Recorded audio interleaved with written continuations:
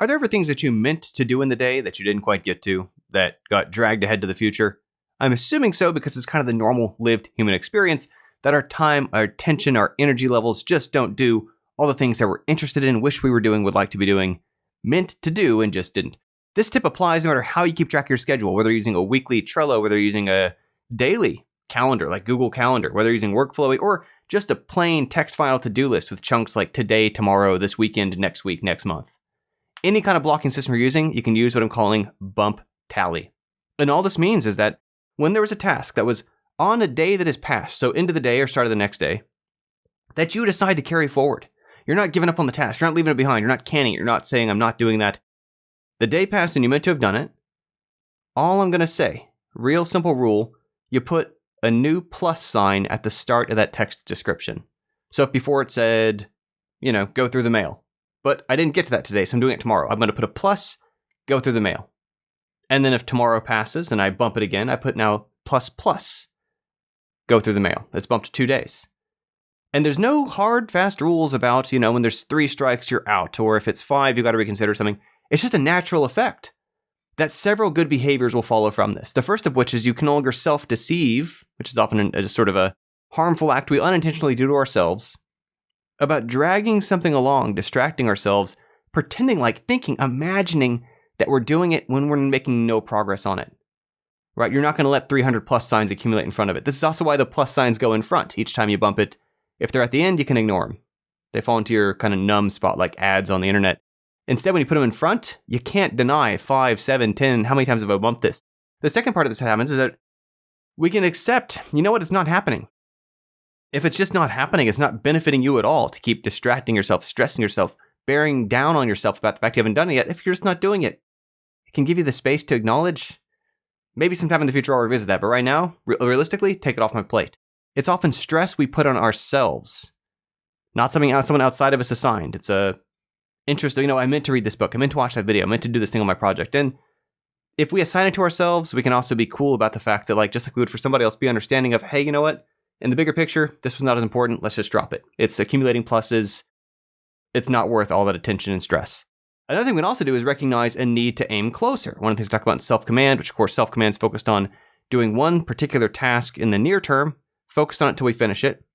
But inevitably still, there's things that I didn't quite get into time, energy-wise, using self-command on. But aim closer is about, okay, well, if it's accumulating pluses, it might be that I'm missing a step, that I'm trying to kind of bite off too much at once. That I need to figure out, okay, what's the next step in that direction?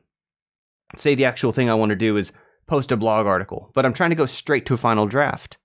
Ignoring the fact that really a more fair task for myself of accumulating pluses in front of post my Patreon update or post my blog update.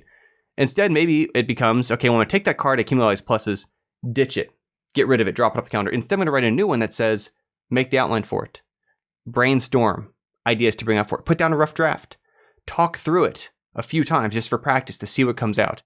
And by having an aim closer, we can move ourselves in that direction in a way that can feel in the moment like we're doing less, but the reality is we're doing more because we're doing something in the right direction instead of nothing by building up all this pressure on what's really not happening anyway, because it can't happen all at once. And it's proving to ourselves, accumulating pluses, that we're not doing it. Now, a couple notes about this. One is that we only add the plus in front each time the day crosses that we meant to have done it and we didn't get to it.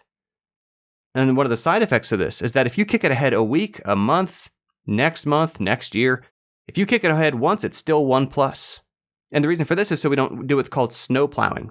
We have several month projects in Home Team that use a weekly schedule.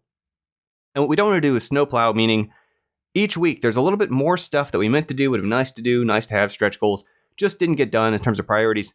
And if you just slide all those forward exactly 1 week, or just 1 day in your own personal calendar, it starts to have this really unrealistic, unhealthy thing going on. Your to-do list is growing because there was already stuff you planned to use that time for, in addition to stuff that you didn't have time for the other day.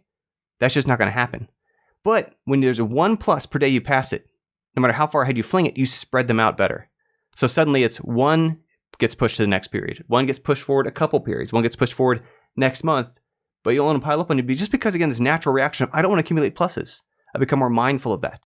The thing that winds up happening is that if we start to see that there is time coming up where if I keep the amount of stuff I had on that day, I'm going to probably add another plus. I'm going to carry that forward again. We start making more space for it in our Google Calendar, in our schedule, and our plans, acknowledging that if we're going to put that over here, something else has to give. It's going to push something else off the table. What's the other feature we're going to cut? What's the other plan that's going to go on the back burner? What's the other thing that's a side project I'm going to temporarily put on hiatus or put into my archives?